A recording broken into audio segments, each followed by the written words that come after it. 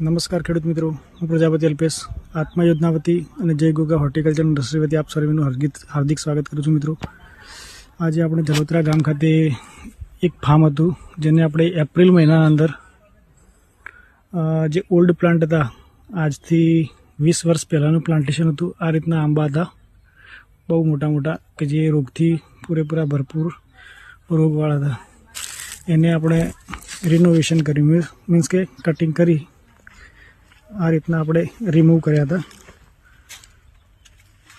20 વર્ષનું પ્લાન્ટેશન હતું, 20 થી 25 વર્ષ જે ઓલ્ડ પ્લાન્ટ હતા, કે જેનું હવે આયુષ્ય પૂરું થવાયું હતું.